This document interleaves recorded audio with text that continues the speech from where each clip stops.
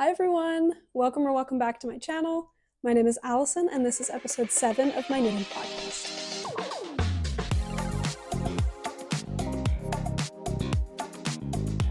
It definitely feels like it's been a long time since I've sat down to just film a regular old podcast episode.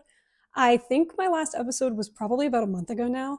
I've just been extremely busy with work and life and, winter is ending and we're kind of entering spring weather here now. So trying to spend a little bit more time outside, walking, running. So my knitting has fallen a little bit to the back burner. I actually don't have as much to go over as I would have expected to have after a month of not filming, but I do have some things that I'm really, really excited about. So we'll just jump right in. The first and only finished object that I have this month is my Stornoway sweater, and it's what I'm wearing right now. This is a pattern by Cocoa More Knitwear, and I knit this up as part of the Stornoway Sweater Squad knit along that was hosted by Casey from Young Folk Knits, as well as Rachel and Jessica from Those Twins Who Knit. But I believe this was running from January 15th to March 15th, and I bound this off on the last day of February, so February 28th. So it definitely has been off the needles for a while. Today is March 21st, so almost a month. But I like that I've actually gotten quite a bit of wear out of it at this point and can share about that experience as well. So yeah, this is the Stornoway sweater by Cocoa More Knitwear. I knitted this up in the Wool of the Andes worsted from Knit Picks. This gray color here is Dove Heather, and the green accent color is Noble Heather. In total, I used about 2.5 balls of the green and just over 7 of this gray color. I believe it was like 7.02 balls of yarn. So in total, this took a lot less yarn than I had actually expected. So I do still have some leftovers, so I'll have to try and figure out what to do with those. But yeah, overall, I will say I'm very happy with the finished product of this. I'll include some photos that I took as well, but essentially this is a striped sweater that has sort of alternating stripes of just plain stockinette in the accent color and then some textured rose in the main color. So not sure how easy it is to see here, but like I said, these are in stockinette, and then right beneath those colored bands are rows of reverse stockinette, so this is all purl. Then you have some ribbing detail here and some more purl rows, followed by the knit stockinette rows. So as you're knitting this up, this does get quite scrunchy because of those knit and purl rows that are alternating.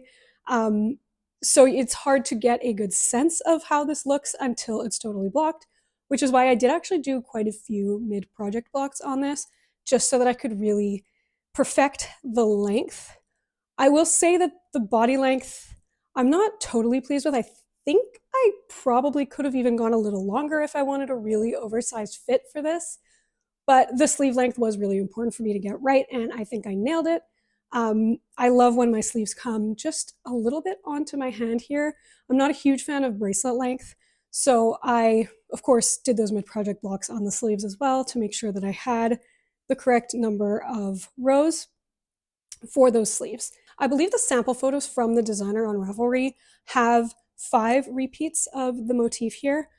I opted to do 6 just to make sure that the sleeves were the length I wanted, and I'm, like I said, very happy with the length and very happy that I did that. I've mentioned before in, I believe, my last podcast episode that I had a bit of trouble getting started with this sweater, and I know that Jessica and Rachel from Those Twins Who Knit also expressed some similar concerns. The pattern overall is very well written and it's fairly easy to understand once you get going. The pattern is easily memorizable. I didn't really have to refer all that much to it once I got started.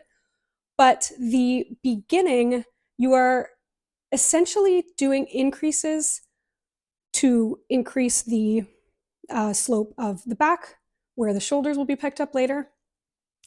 And you are effectively having to do intarsia at the ends because you've got some of the main color on the outside that's being carried all the way down, but you're alternating in the middle between the main color and the contrast color, if that makes any sense. I will include some photos as well, but because there was limited direction on how to actually do this, I found it quite difficult to attach these two sections using intarsia while also including increased stitches in there. I will say that it definitely looks a lot neater on the back right shoulder than it does on the left. I don't know why that is. I'm not sure what I did thinking back. I just knew that it was frustrating to sort of manage all of those yarns, so I was just kind of doing what I could. Ultimately, it doesn't bother me all that much. It's on the back. I don't see it. It's none of my business. And my hair can cover a little bit. So, all in all, I don't think anyone's going to be looking that closely for those fine details. But it is something that I wish was a little bit more clear. I think as I was knitting it up, it looked a little bit messier than it did once everything was finished and blocked. So, that's good. But it was definitely a little bit confusing getting started on that back panel there. It only happens twice. There are only 2 of those contrast rows in that section before you start just knitting all the way to the end without that edge, those edge stitches. So ultimately not the end of the world, but something to note if you do want to knit this pattern. Another thing that I touched on is the carrying of yarn. So for the beginning of the sweater while you are knitting flat, because these contrast row sections are odd numbers, you cannot carry your yarn down from one row to the next because one row starts here and it ends here. And then when you come back to it, you are starting here again. So there's a lot of cutting and reattaching of the yarn involved. I will say that even though I was spit splicing to attach new balls together for this project, it's still probably one of the most end-heavy knitting projects that I've ever had. It took me quite some time to weave in all of those ends, even, like I said, though I was using the spit splicing method, and even though I started carrying my yarn down once I was knitting in the round and on the sleeves.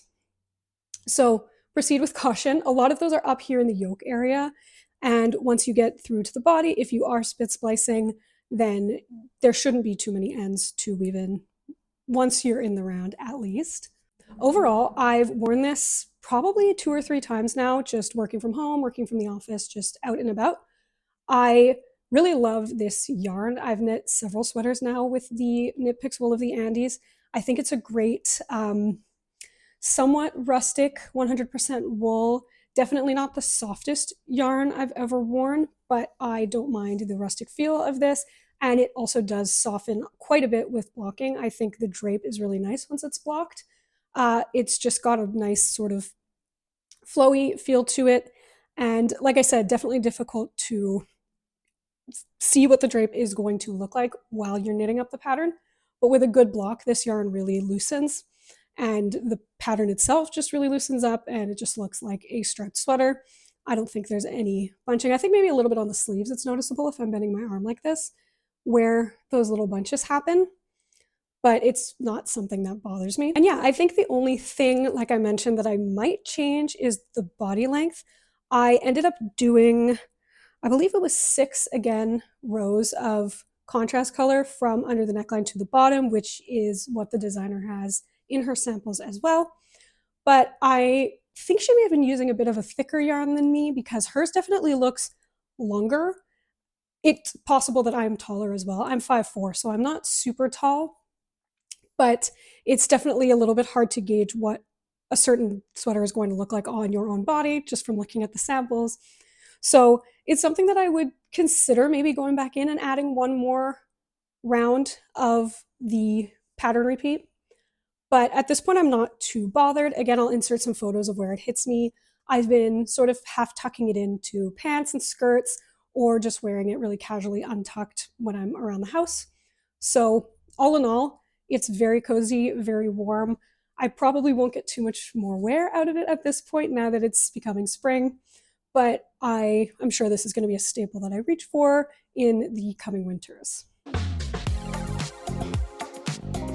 As far as my whips go today, I have a couple still on the needles that are resting right now, but today I'm going to share just 2 with you because since the last podcast episode, there are really only 2 that I have worked on. So this first one is not new to the podcast. I have shared this before. This is the Moby Sweater Man that I'm knitting for my husband in Knit Picks palette in the color Hazelnut. I don't have too much more progress than I did the last time I shared. I think last time I shared I was around here, just halfway through the back short row shaping. Now I have finished the upper back part and picked up and completed the left shoulder, and now I am doing the right shoulder. When I hold this up, it looks small. I keep meaning to hold it up against my husband and see how it fits against him. I know that with blocking as well, this will really stretch, but the last sweater that I made for him, he is unfortunately not getting too much wear out of it just because it's a little bit small. He's been going to the gym lately, so I wanted to make sure that, you know, as his body is changing, that the sweaters I knit him are still going to fit. So we'll see. It would be a shame to rip all of this back, but I want to make sure that it's going to be something he wears. I think we'll be okay considering how much it's going to grow with blocking, but I will have to just double check that. But yeah, overall, I'm enjoying this pattern. Like I said in a previous episode, I have knitted the baby version of this.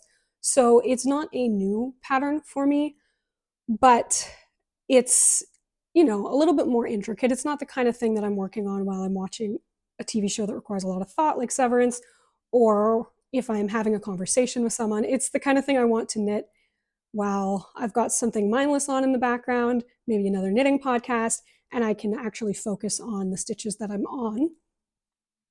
But all in all, it's not a difficult repeat to memorize.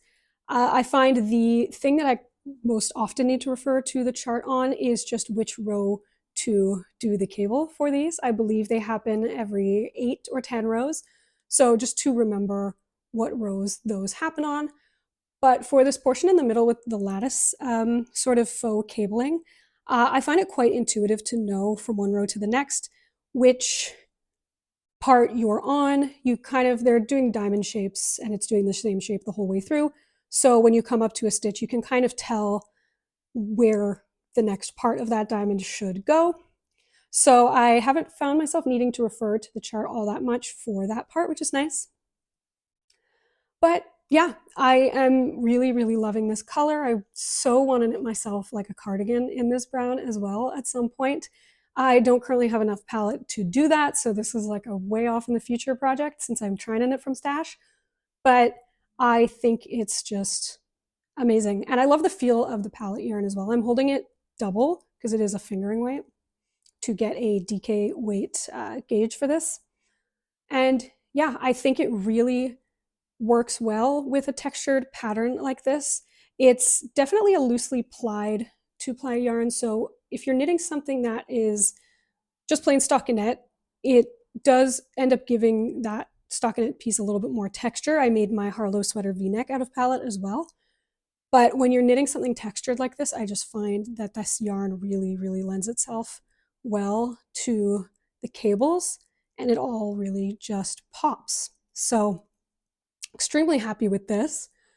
The one sort of speed bump I ran into at one point was a couple weeks ago. I brought my knitting out to a cafe, was just knitting, working on this, drinking a coffee, and to come home, I threw it back in my knitting bag. And once I got home, I noticed that the yarn had just completely snapped. So I was around here, the yarn just snapped, and it was only one row down, thankfully, so I was able to tink back and fix it and just reattach the yarn. Yeah, here was where I reattached the yarn. But I was so confused as to how that happened, and I'm assuming because I'm holding 2 strands held double, both strands didn't just somehow miraculously snap at the same point. I think when I threw this into my bag, I probably bumped it against my scissors or something. I don't know. Some kind of friction happened in the bag on the walk home that caused those to break. But I'm very thankful that it was an easy fix because it would have been a huge bummer to unravel this. And yeah, I don't really have all that much more to say. I'm slowly working at this. I wanted to have this done by the time we go on vacation in May. It's not looking likely at this point, but as long as it's ready by next fall, winter for him to wear, I'm okay with that, and he's okay to wait for it. So yeah, this is the Moby Sweater Man. The last whip I have today is technically new to these regular podcast episodes, but I did show it in my spring planning video, and that is the Paul Cardigan by Moreca Knit. And I've actually made some decent progress on this. I'm pretty sure I cast this on almost immediately after finishing the Stornoway. And so this is my progress after, I guess, 3 weeks now. So not too shabby. This is knit up in pure Gynt in the color Spiced Apple. And it's my first time working with the pure Gynt yarn. And I understand what people say about it feeling really rough and stiff, I guess. But I know that it's supposed to really soften up with blocking.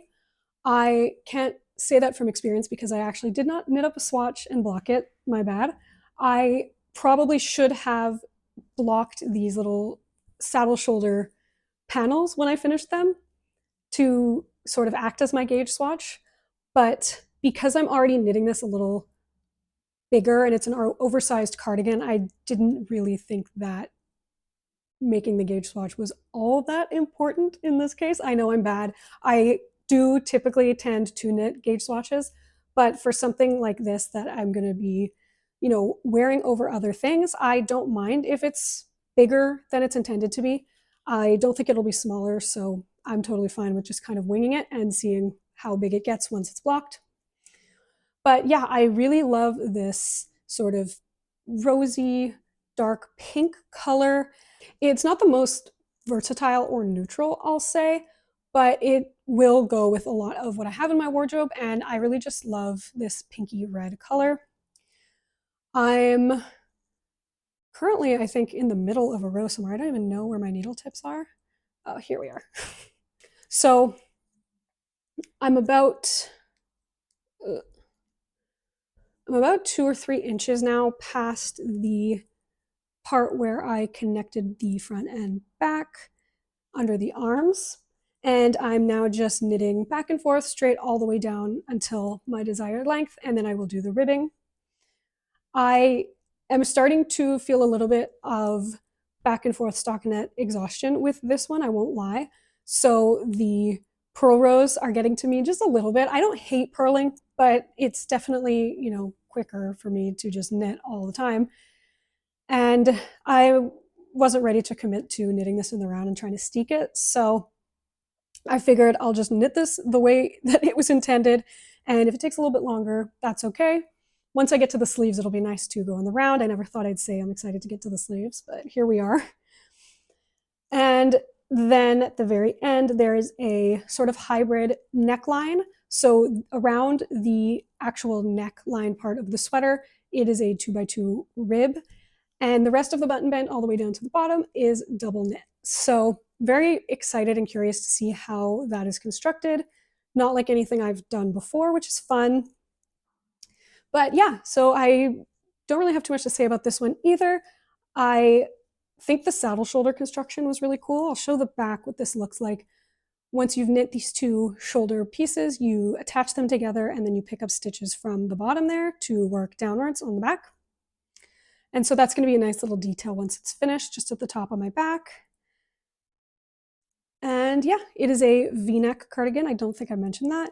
I still don't know what the buttons are going to be for this. I don't know what color buttons I want. I am going to wait until this is finished and probably just bring it to a store and see what looks good next to it.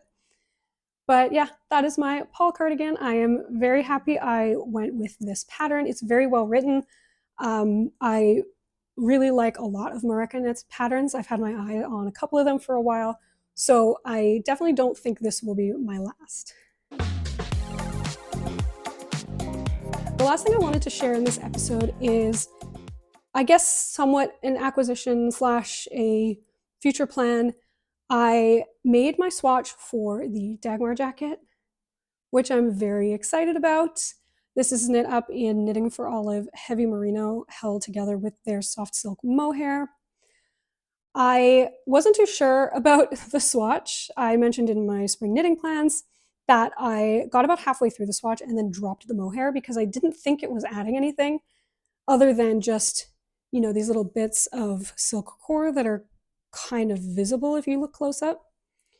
But after having blocked this and feeling it, I definitely like having the mohair in there for the softness that it adds. So I am going to proceed with both held together. I also mentioned in my spring planning video that I modified this section just a little bit here. I saw Morgan from Morgan Unraveled do a seed stitch inside these little diamonds instead of just the regular pearl that is in the pattern.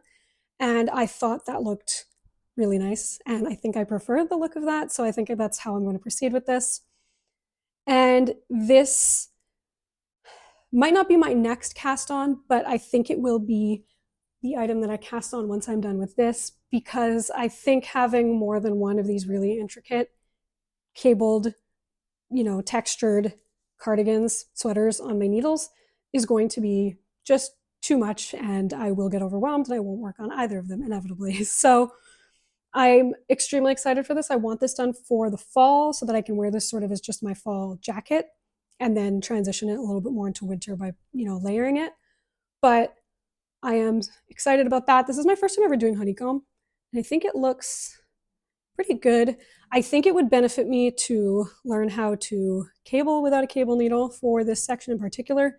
So that's something I've watched a couple of videos on, but haven't actually practiced yet. So that hopefully will be how I tackle this project. But yeah, overall, I'm happy with the color. I think it's going to be gorgeous. It's going to be quite an undertaking. It will by no means be a quick finished object. I will have this on the needles for quite some time, I imagine. But I'm so excited to have this. I want to finish it this year. This is going to be like probably my knitting magnum opus up to this point. So I really can't wait. All right, that is everything I have to share this episode. I know it was a little bit of a quick one, but like I said, life has been extremely busy lately, and I haven't necessarily had the time to sit down and dedicate a lot of time to knitting. I'm hoping that that changes going forward, and maybe next time I'll have a little bit more to share. But for now, those are all of the projects that I'm working, or the 2 projects I'm working on, I guess. And I'm very excited about both of them. So I'm hoping that that motivation leads me to start knitting a little bit more, and hopefully I can have these off the needles for spring. If you are not already following me on Instagram, I do tend to update there a little bit more.